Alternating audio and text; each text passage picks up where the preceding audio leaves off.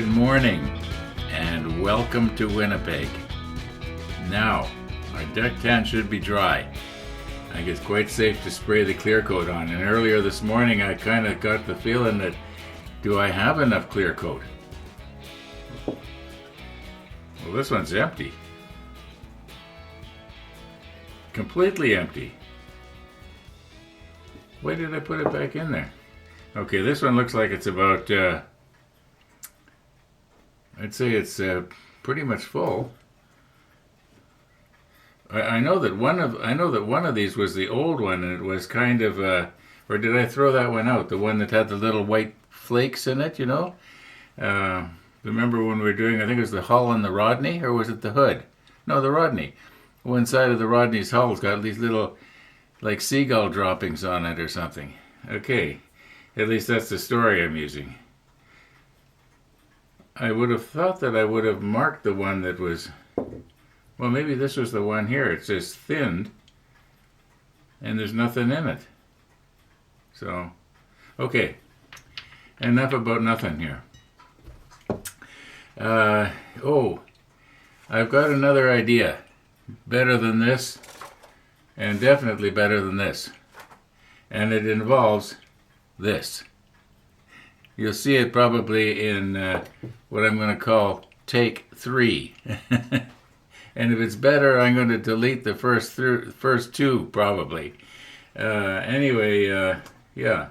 I've got myself a horrendous mess going on here. It's just getting worse and worse. Oh, no sunrise this morning. I was noticing that I didn't set my clock out so that it would catch the signal. If it's at the angle it's at right now, let me just get it out here. Now, if I aim it like this, Fort Collins, Colorado is in a straight line as this is going. And it seems that if I turn it like this, it catches the signal that comes in through the window. And yeah, that's true. I find that this thing will work better if it's close to a window rather than back in the house somewhere. So anyway, yeah, and I forgot to twist it around. And bottom line is, there's a second difference between my watch, which is dead on, and that clock. Now, we're a whole second out of sync here. You know, I'm not going to be able to work today. Well, I don't work most days, apparently. All right. I'll put the pipettes out here to show you that I'm going to quit pouring the paint from the jar into the cup on the airbrush, because half the time I make a mess. Whereas when I use the pipettes, I hardly ever make a mess. But I don't want to use a pipette because it's like about 7 cents for a pipette. And if I can't manage to reuse it, I sort of feel this 7 cents is gone, you know. That must be cheap or something. So anyway, this morning I went online to Amazon and I ordered another package of pipettes. And hopefully it'll do me for the rest of this model building, whatever you want to call it. It should take us right into the Yamato if I ever get it. But it's nice to think about the Yamato, you know. The trouble is, so many guys have got it now already. Well, that's actually maybe a good thing because you can sort of see where they had problems. Except that, I got to be honest, I don't really watch other modelers that much. There's maybe 3 or 4 that I sort of follow, but there's a lot of really good ones out there. I just by accident was watching a guy this morning, and he was reviewing a 1/24th scale. I think it was an Airfix Hellcat. Wow! By the time I spent about 5 minutes watching them do his box opening, I thought, I want to get that. And then I thought, no, Ron, don't get that because you probably never finish your Iowa if you do. Somebody asked me, how is it that I'm interested in ships instead of, you know, like aircraft or something like that? And it is interesting that I'm not building plastic model aircraft because aircraft, in a sense, was kind of my background. I know I've mentioned this before. I don't want to sound like I'm bragging, but I do have my pilot's license. It's not valid anymore because I can't pass the medical, but I actually did have it. I could actually fly. Yeah, that did sound like I was bragging, didn't it? I'm sorry. I apologize. Okay. Yeah, let's move on here, and I guess we're going to have to set up and spray our clear coat. And I may as well tell you right now, I'm not going to have a big, long, drawn-out, 24-minute long spraying session or whatever it happened to be.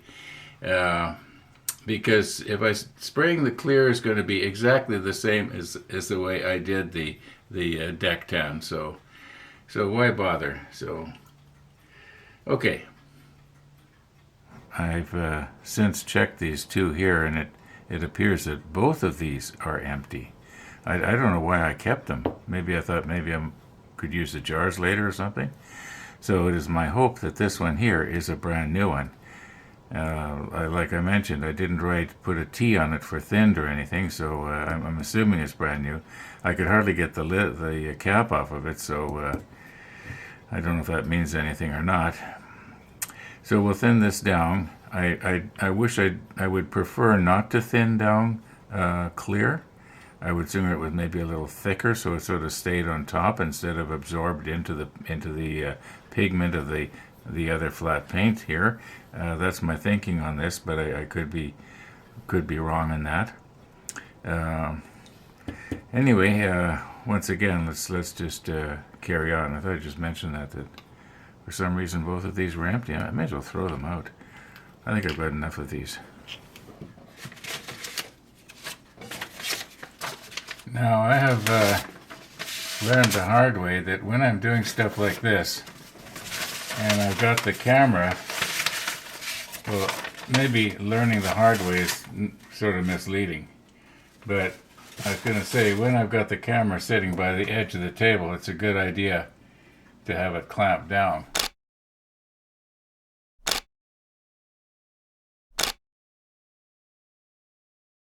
Now, I have never knocked it on the floor yet, but I have bumped it and given myself a bad scare. Now, it seems to me the last time I changed these, oh, well, what's this all about? Got a comment from a viewer. He said something about changing the filters. And that reminded me, yeah, I haven't done it for a long time. I think the last time I did it, I moved the top this way, but now I've got this switch going on there, and I don't know if it would clear it. So I think what I'm going to do is bring the bottom out, and if I can, that is, this should. Am I going to be able to bring the bottom out though?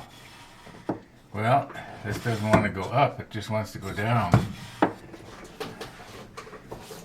Let's try this one over here. Oh, this one will go up. Well, it's just maybe a little bit of force. I wasn't putting enough pressure on it.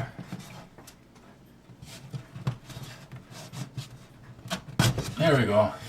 There we go. Okay. Now, some of you may have watched a way back 4 years ago when I made this thing. Oh my goodness. All right.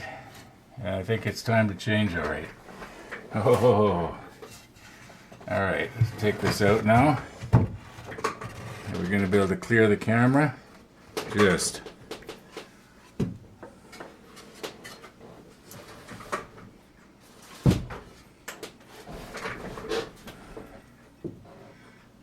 Okay. No, it's going to have to come to the bottom.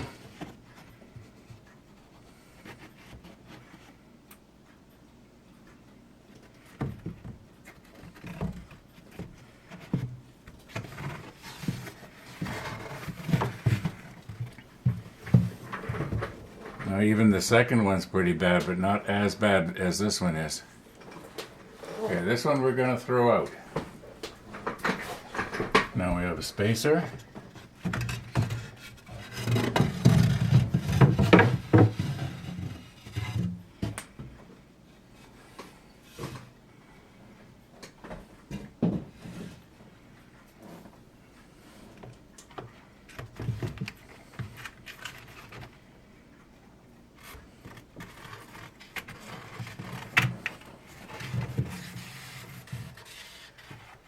Okay, now this one,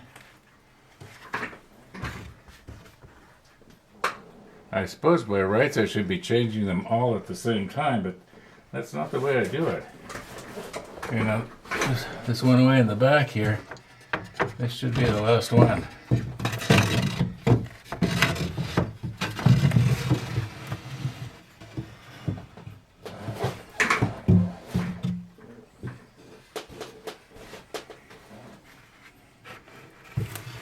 Okay, so what's going to happen now is this last one that I'm taking out is going to be the one that is going to be closest to me when I spray.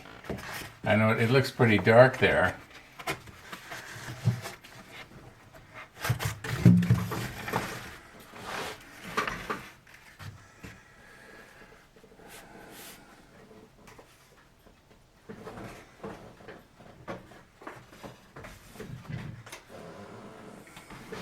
So what I'm going to do is I put the new one at the back.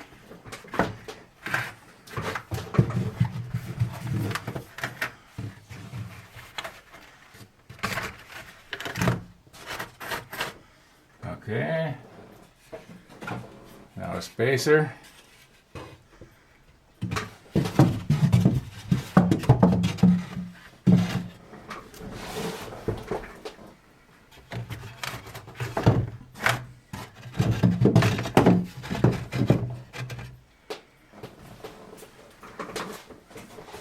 Okay, now one of the new ones, or used ones, I mean.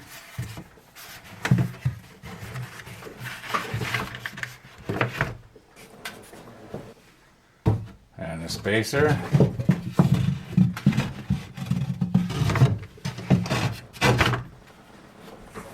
Okay, now this one here was the second dirtiest. So it now becomes the first one. Now this is the way I do it. It could be that I'm doing this backwards. It could be that what I'm supposed to be doing is putting the new one on the front, but I don't think so.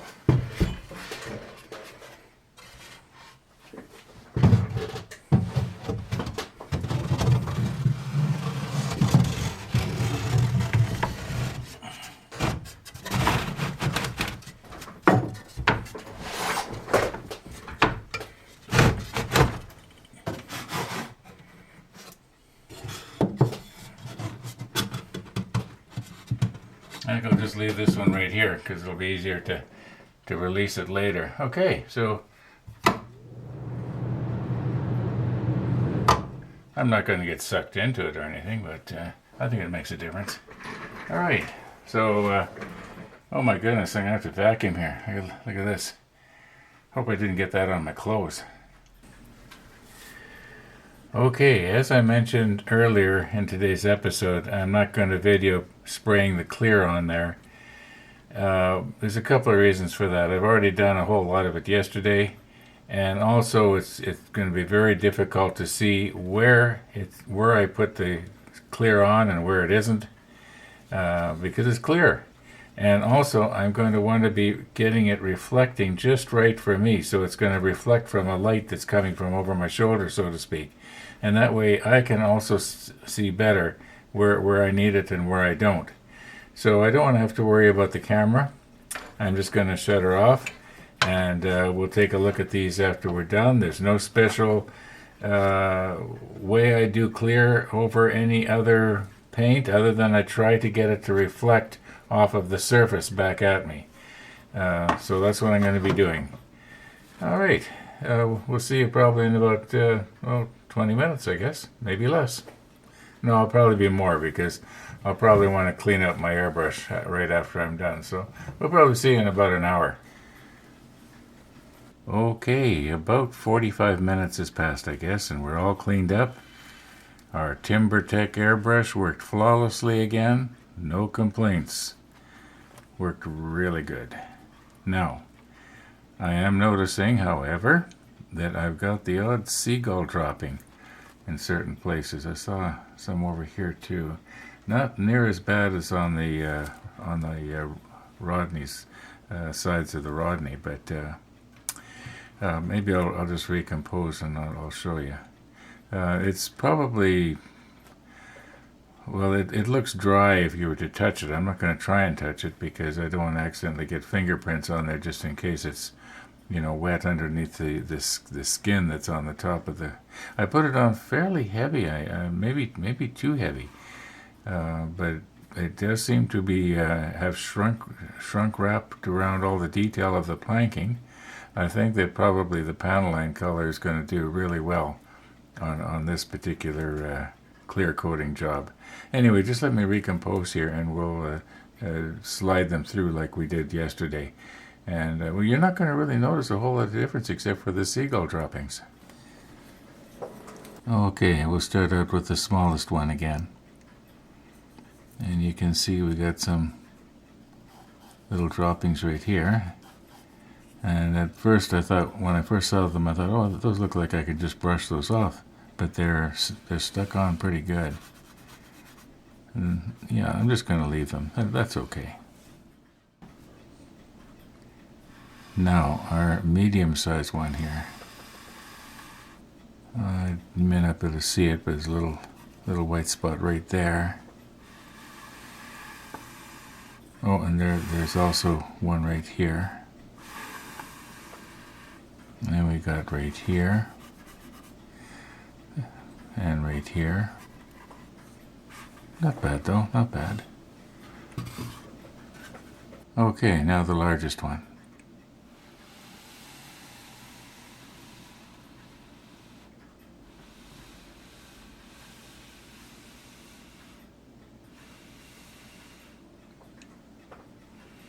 It's pretty good as well. You can see something right here. You can see 1, 2, 3 little ones way over here. Very, very faint though. Nobody's going to see that once the detail starts getting plugged in. Like I imagine that right there's going to be a hose reel, those four holes and 4 holes here, and then bigger stuff is going to get clamped. We're not even going to see that. And besides, who knows what kind of a mess I'm going to end up making when I put the panel line accent color on this. But I do think that the panel line is going to work really well because I think I mentioned that I put the clear coat on fairly thick. In fact, for a while I was concerned that I'd put it on too thick, but I can see that it has shrink wrapped around all the planking there and we haven't lost any detail. I think we did good today. Well, it's almost 2:30. I got to do the final edit yet, and I was sort of hoping that the person that took Dennis's package yesterday to the post office might be around today with the tracking number, so we could have fun with that. But as of 2:30 this afternoon, no. So maybe later. But don't worry, Dennis. It's in good hands. I think I don't know how long it takes to go from Canada to Australia by mail, but I'm guessing. Well, let's see. If it takes 3 weeks from the United States to Winnipeg, it should be from Australia to Canada 4 weeks. Okay, enough. I must be getting tired. I'm starting to get delirious here. Thanks for watching, everybody. And all being well, we'll be seeing you tomorrow.